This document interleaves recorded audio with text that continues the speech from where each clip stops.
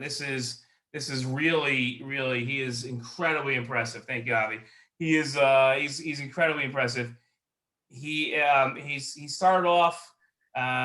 He came to Israel. He was a waiter on a Tel Aviv beach. He brought his Harvard Kennedy School to to Israel with he himself arranged and shepherded 200 people to come to Israel. So yeah, of his classmates, of leaders of will be the leaders of America. He worked for Ted Deutsch. He worked for the subcommittee on the Middle East, like the speaker that we had from Ted Deutsch's office, and he's risen up the ranks to be chief of staff of Congresswoman Frankel's office, which is the top person in the office, right? We were supposed to have somebody else speak to us, and she canceled. And then we got the chief of staff. It's very rare for somebody to cancel, and then they're replaced by the boss. So that's what we got. We got replaced by the boss. That doesn't happen so often. All right, so I'm going to ask. Here's a couple of things. We have people that are scheduled to speak.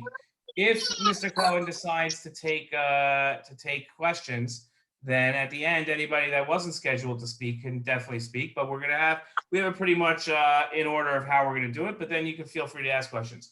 All questions, though, should be only on the U.S.-Israel relationship or on Israel. Okay, that's very important. Okay, that's number one.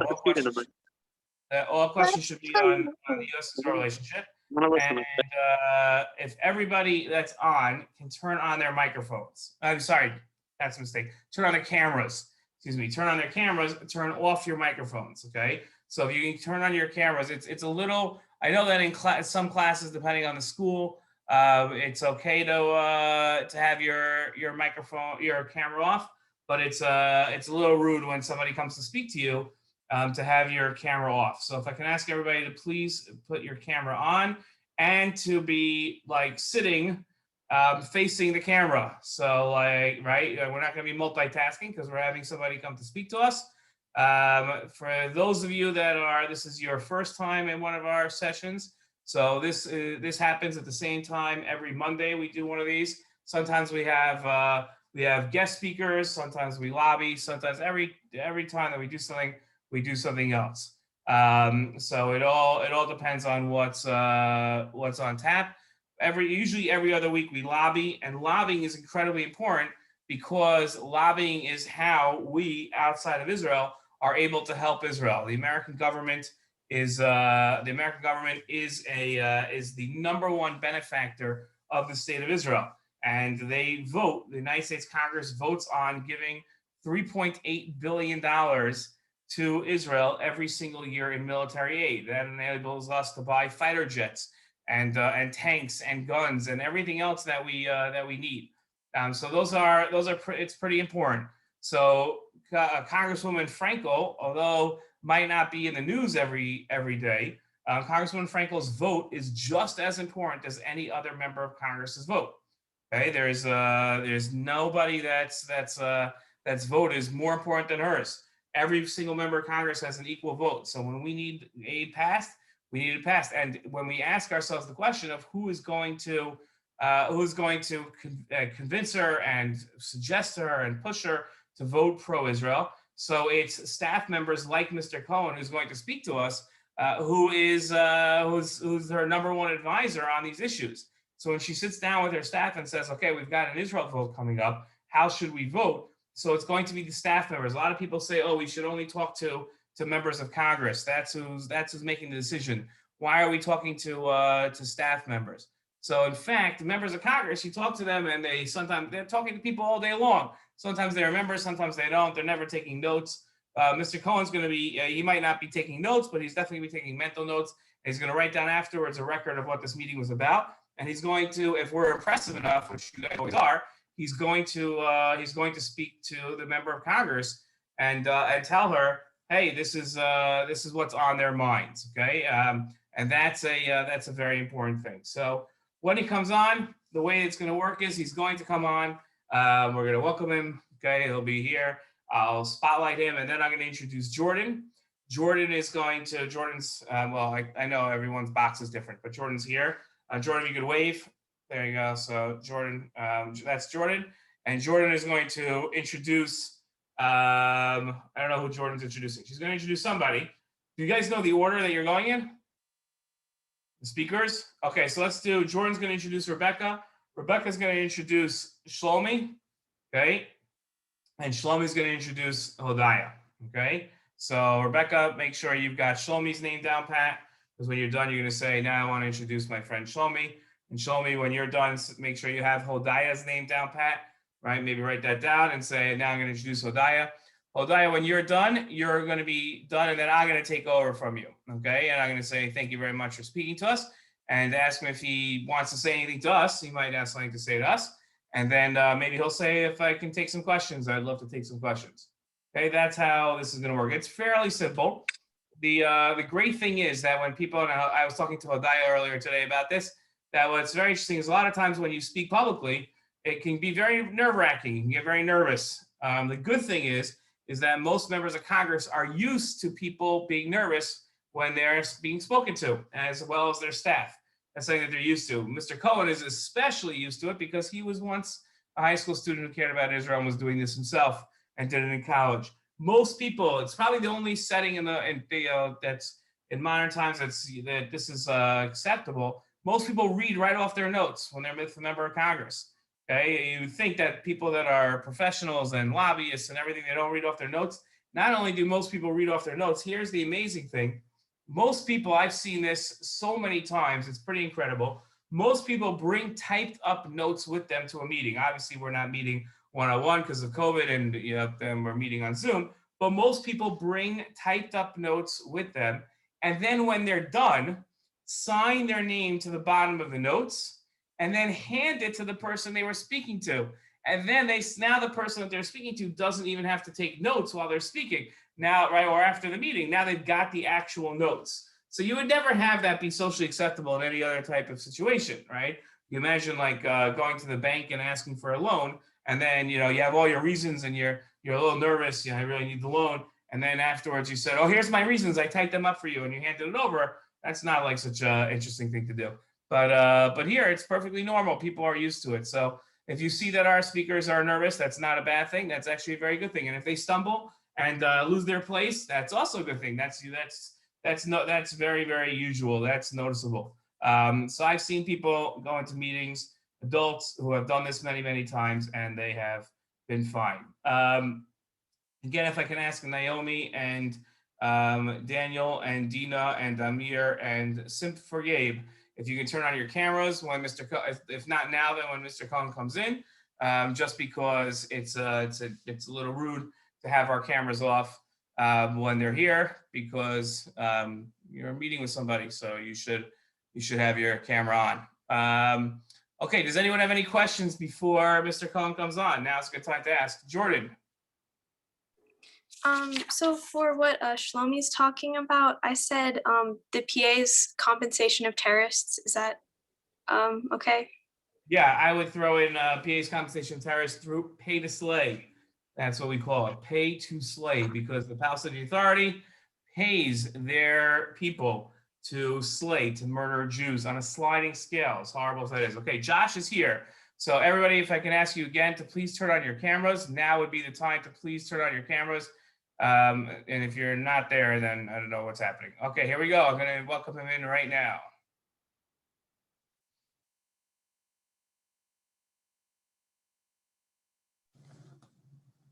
Hello, Mr. Cohen. How are you?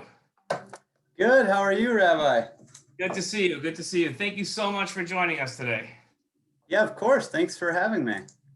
Okay, I am going to hand this over to the students and let them begin. And then afterwards, if you would like to say something, we'd love to hear from you. Or if you just want to take questions, or if you're in a rush, whatever is up for you. So I am not in a rush to get off the phone with you all. I appreciate you caring enough about these issues, and happy to stay on as long as you need me. Thank you very much. We greatly appreciate that. Okay, so I'm going to spotlight Jordan and you, and here we go. Shalom. We would like to say thank you for taking the time to meet with us and hear what we have to say about furthering the U.S.-Israel relationship.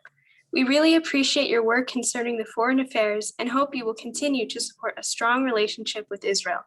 I would like to introduce my friends Hodiah, Shlomi, and Rachel, who have some issues and topics to discuss regarding the ICC, the PA's compensation of terrorists, or the pay to slay, and the Iran deal. Thank you so much for coming to hear what we have to say. Now, if I may direct your attention to Rachel. We're actually going to Rebecca, but yeah, good. Oh, sorry. Hi, thank you so much for joining us today. I would like to talk a little bit about Iran, its dangers, and what we hope can be done about it. There are some improvements which we hope that the Biden administration will implement into a new Iran deal and take away from the old one. The Iran deal under the Obama administration was largely inefficient, as it did not address many of the crucial threats which Iran poses.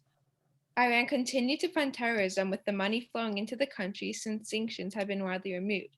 It is crucial that we monitor how much money is flowing into Iran and the things that they are using it for. Secondly, Iran's manufacturing of ballistic missiles went unnoticed under the Iran deal. Ballistic missiles are not only a threat to Israel, they put America in danger as well. If Americans have been ignoring Iran up until now, this is the time to focus on this large issue. Inspections must actually be enforced to ensure that centrifuges are not enriching uranium to dangerous levels. Lastly, it is ignorant to have a statement in the deal such as the sunset provisions, which let Iran go after a certain amount of years. The country is a danger. This is not something which can go unnoticed. Now I'd like to hand it over to my friend Shlomi. Thank you. Thank you, Rebecca. Hi, my name is Solomon, or Shlomi, and I'm a human being. And I care about the welfare of other people. I care that my fellow human being can have the ability to live in peace with another, and in relative prosperity. But for decades, the Palestinian leadership have practiced a policy of pay to slay, a program that gives monetary and cultural reward to those that want to kill Israelis. That includes women and children, tourists, and whoever. During the Trump administration, there was a bipartisan Taylor Force Act that ceased aid to Palestinians until the pay-to-slay program ended. However, under the Biden administration, there appears to be plans to increase aid to Palestinians among several other benefits, including a PA mission in the Washington, D.C. My question is, will the Congresswoman stand against President Biden's new aid initiatives until the PA cancels the pay-to-slay, especially after the Congressman co-sponsored the Taylor Force Act? I'm now going to introduce my good friend Hodiah for another question. Thank you, Mr. Cohen, for coming on today. We really do appreciate it. Recently, the International Criminal Court made a politically motivated decision to investigate Israel on alleged war crimes, this continuing its long-standing bias against Israel, even though Israel isn't even part of it. I first wanted to know Congressman Frankel's position on this issue, and does Congressman Frankel support the efforts of the previous administration, Executive Order Number 13928, sanctioning ICC officials engaging in such efforts against the U.S. and Israel? Also, does Congressman Frankel support taking real action, such as withholding funds to the Palestinians, to hold the Palestinians accountable for initiating and supporting the ICC's illegitimate efforts against Israel in violation of their existing agreements? Thank you again for coming on. Okay, that's those are our issues. That's what we care about, and I think we put you enough on the hot seat. So we'll hand this over to you. Okay, well, first of all, Jordan, Rebecca, Shlomi, Hodiah, thank you so much. Tadala Cohen. I'm impressed. So I definitely wasn't doing these types of lobbying calls when I was in high school. So you are ahead of the curve, and that is amazing. I did go on some NCSY Shabbatons when I was in high school, and I miss it dearly. So hopefully you all have that type of opportunity. I'll go through each of the issues you spoke to, and then I'll just offer some broader thoughts as well. So first on the Iran deal. Yes, you're exactly right. Iran is the leading state sponsor of terrorism in the world. It is a threat not only to Israel and the region, but to the United States. I think you clearly have done your homework. You know that the Congresswoman opposed the Iran deal when it was first signed, the Joint Comprehensive Plan of Action. But once we entered the Iran deal, it became more complicated, because then it became about, is America a country that honors its agreements or is it not? And I think unilaterally disengaging from the Iran deal actually had a negative implication and is part of the reason that we've seen Iran violate a lot of the tenets of the deal. They're running IR2s and IR4 centrifuges, which are more advanced centrifuges for, I'm sure you all have great experience in what centrifuge technology is, but essentially uranium exists in the wild. And in order to get it to the point where it can be used for weapons, you basically put it in these centrifuges that spin around really fast. And you keep doing that process until it becomes more potent. That's like the least complicated way to explain it. And the IR1, meaning first generation, can only do a little bit of that, but these more advanced centrifuges mean that they can break out to a bomb much, much quicker. And that's really dangerous. So I think where the Congresswoman stands is any approach to dealing with Iran needs to be holistic and address all of the threats Iran plays in the region. So that's not just the nuclear front, although that is the most existential threat, but it's also support for terrorism. And it's not just funding terrorism, that's sending IRGC forces across the region. You mentioned ballistic missiles. So ICBMs, intercontinental ballistic missiles, are how you eventually deliver a nuclear payload. And it is clear that Iran, through its ICBM program, has military intentions for its nuclear program. And it's something that we can never forget. So I think on the first point, yes, definitely the Congresswoman agrees. We need to push back against Iran. She recently signed a letter along with 140 other members of Congress from both the Republican and Democratic Party, urging the administration to take a holistic approach when dealing with Iran. On the second point, pay to slay. Oh man, this is a tough one. I actually was in Israel. When I was in grad school, I led a couple of trips with over 100 of my classmates from the Harvard Kennedy School to Israel with several of my Israeli classmates to show people that Israel is more than just a CNN headline.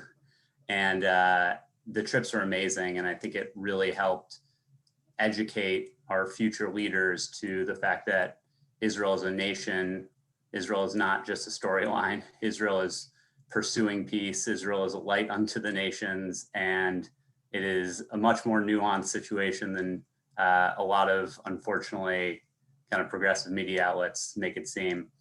One of the things that really stuck with me was one of my classmates who I went with went to Vanderbilt with Taylor Force. She knew him. She served in the military. And seeing Israel with her was really powerful and really painful at times.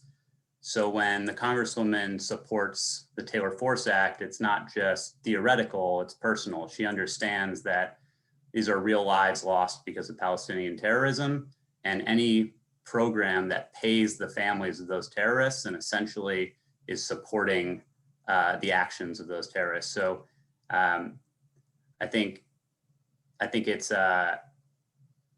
important to personalize these issues sometimes, because it's easy to kind of forget and just think of them as statistics. You know, when my sister was sitting in a cafe in Jerusalem, 4 doors down during the Second Intifada when the Sbarro pizzeria was bombed, that made it more than just a theoretical storyline. That made it personal and that made it real.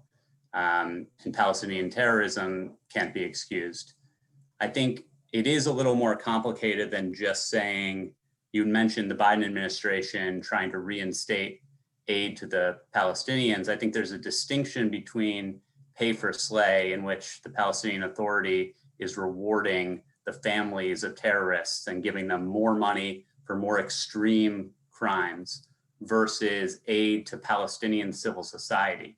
I think we all can agree that in an ideal world, we'll help amplify the voices of Palestinians who are seeking to normalize relations with their neighbors and diminish the voices of Palestinians like those in Hamas who are pursuing violence against their neighbors. And the focus of the aid to the Palestinians is twofold. One, it's civil society, it's people to people. So it's programs that bring Israelis and Palestinians together. It's two, things like hospitals and other health programs. And 3, it's, as you probably are aware, Palestinian security forces are part of the reason that Israel has been so successful since erecting the barrier after the Second Intifada in preventing more terrorism. And there is significant collaboration between the US, Palestinian Authority, and Jordan to train these Palestinian security forces to root out Hamas and other terrorists. So I wouldn't just say that aid to Palestinians is bad. I would say that it's very important to specify what type of aid we're providing. 3, on the International Criminal Court, unequivocally problematic. The Congresswoman directly opposes the efforts of the International Criminal Court to go after Israel. I think it's another example of international bodies' bias and bordering on anti-Semitism towards the state of Israel. Similar to the UN Human Rights Council, where you see a standing agenda item targeting Israel and ignoring some of the worst human rights offenders in the world. So thank you for raising that. I would just say, overall, what you all are doing, lobbying members of Congress, is so important because the United States Congress is pro-Israel, not because of like the elders of Zion, Jewish cabal controlling the world. The United States Congress is pro-Israel because the American people are pro-Israel. And I think we sometimes kind of overlook that public opinion polling shows that the American people understand that Israel's values are America's values, and Israel's security is America's security, and that Israel is a nation that has given great gifts to the world in terms of technology, whether it's water desalination or high tech or IM, whatever it may be, and that Israel has pursued peace time and again, despite its neighbors seeking the opposite. And individuals like you who can personalize that issue, who can make members of Congress and members of their government see that the next generation cares, is so incredibly important. So thank you for what you're doing. And with that, I'll leave it there. I'm happy to answer any questions you have or go deeper on any issues that were raised. Okay, thank you very much. If anybody has any questions, so you can just say them out loud, and then that's how we'll go. Probably the easiest way of doing it. And if Mr. Cohen answered all our questions, then he gets to go home early. So does anybody have any questions? Rafi, go ahead. Yeah, sure, Mr. Cohen. First of all, thank you so much for taking the time to speak with us today. We really appreciate it. And second, I just wanted to ask, with the divide in Congress being so close in both the House and the Senate, it's clear that no bill is going to reach President Biden's desk without bipartisan support, especially pro-Israel legislation. And so I just wanted to ask how Congresswoman Frankel and her office is working with members on the other side, especially on the powerful Appropriations Committee, which she sits on, to further pro-Israel legislation. Thank you.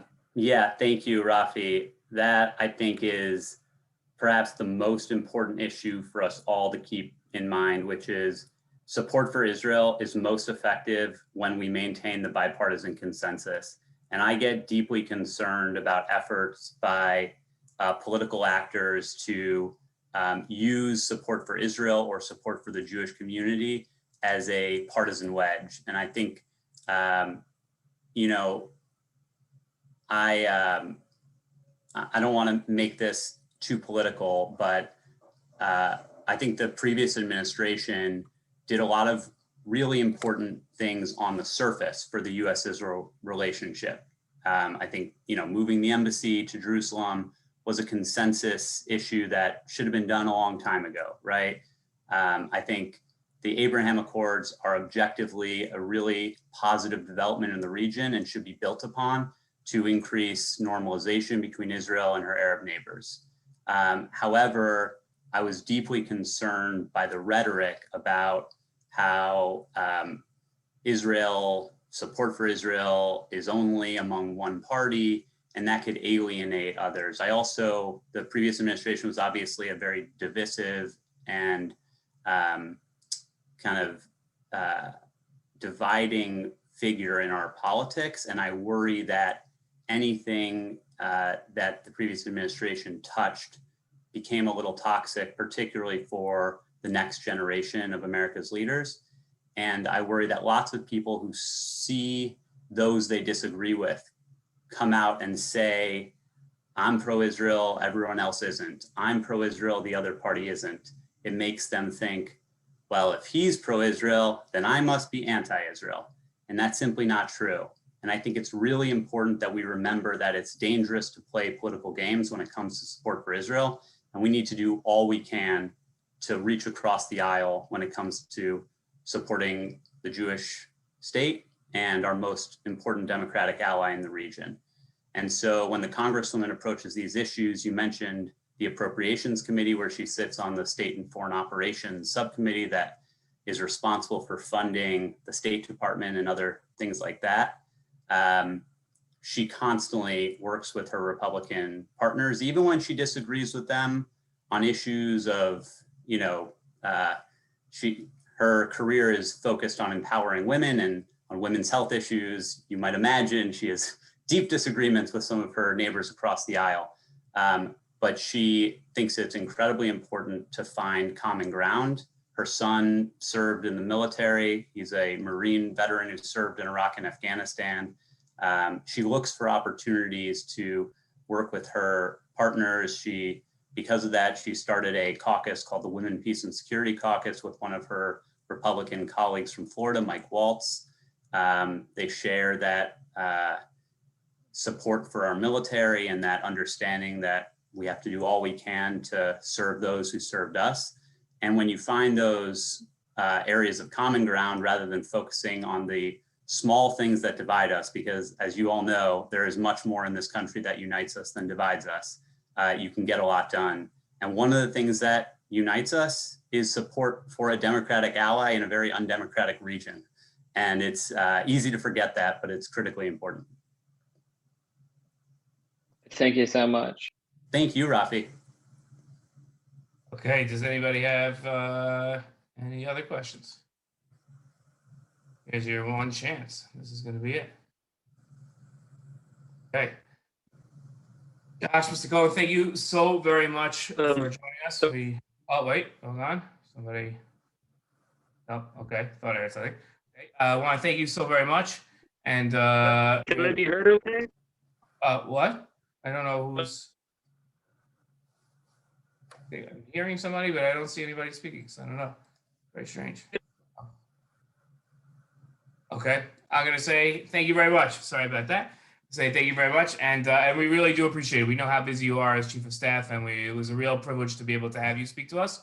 And we hope that you'll convey our thoughts to the Congresswoman, and we wish you a happy Chag Kasher Sameach, a happy Passover. So thank you very, very much. Yeah, thank you. I'll just end by saying, yes, of course, I'll convey your thoughts to the Congresswoman. And you mentioned Pesach. I think what a perfect way to prepare for Pesach than to see Dor Lador in action and to see the next generation of Jewish leaders caring and committing to the issues that are so critical, both to Israel's future and to America's future and to Klal Yisrael. So thank you all, and Chag Sameach, and hope to keep in touch. Feel free to reach out if there's ever anything I can do to be helpful. Bye, everyone. Bye. Everybody else can stay on. Okay, so that was you guys did amazing, absolutely amazing. That was really great. Questions were great. Everybody was great. That was really great. I don't really have anything else to say, but that was great. That was really, really good. How many people felt that he answered their questions? Rafi, you felt so. Rebecca, you felt so. Daniel, I don't know why your hand is up. You didn't ask a question, but okay. I'm glad that you felt unless you had a question, you just didn't get a chance to ask it. I had a question and I was trying to ask it, but my internet was flopping right while I was trying to ask it. You That have was a me. fairly large beard for a teenager, so I felt that it would be since this was teens time. What do you mean? thought that- I'm 17, Rabbi. Yeah, so I thought that you should go into the office yourself and lobby. But since this is an NCSY teen event, I thought that would be best that you did not ask your question, as important as it might have been. But that's why I never let adults ask questions. Although if you are 17, then I apologize. But I have a good friend with the same exact name, with the same exact face, with the same exact beard, who actually works for NCSY and is not a teenager. So, but I don't know who you're talking about, Rabbi Pelchowski. I have no idea. great.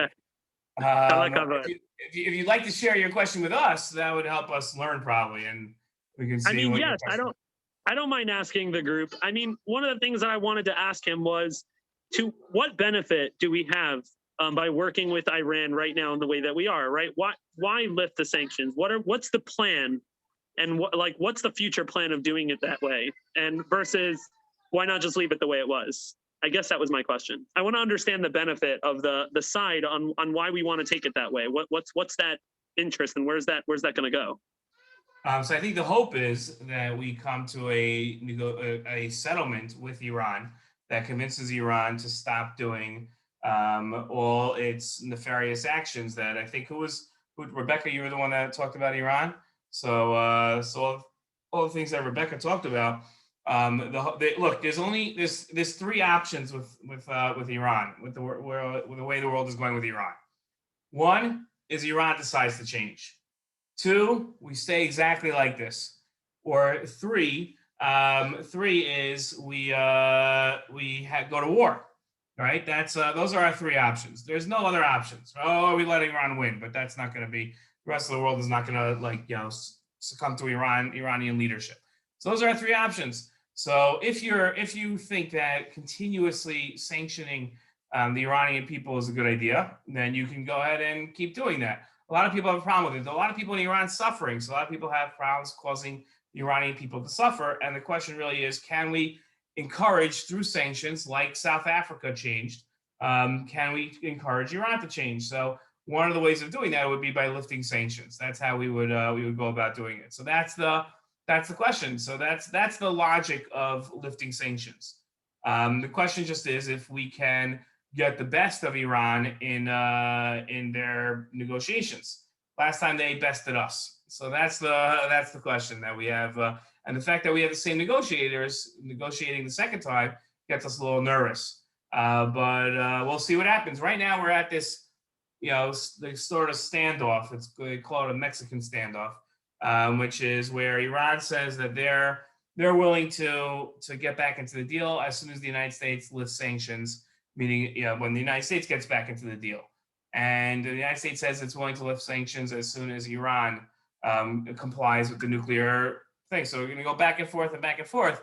And that's where we're going. So in any case, that's the logic that people have. And that's what I would tell you. Okay, thank you. I appreciate that. Sure. Does anyone else have any questions that they might have thought of only after the member of Congress got off, or were too nervous to ask while he was here? No. Okay. Well, folks, here's the story. This is a great session. We're not going to have a meeting next week because it'll be Pesach, so we're going to take off 1 week. The week after that, hopefully we will. I'm trying to get somebody from Congresswoman Debbie Wasserman Schultz's office to come speak to us, and we'll see if I have not received an answer from them yet. But it's only Monday, and I sent it on Sunday, and Monday's the first day back to work, so not that I expect them to answer my emails right away. But hopefully they will, and hopefully then I'll update everybody then. And if you have any questions about this meeting or any other meeting, so feel free to contact me. And we'll be in touch. So have a happy Pesach, everybody. Bye-bye. Thank you, Rabbi. Chag Sameach. Sameach, guys. Thanks, Bye. Thank you. Thank you.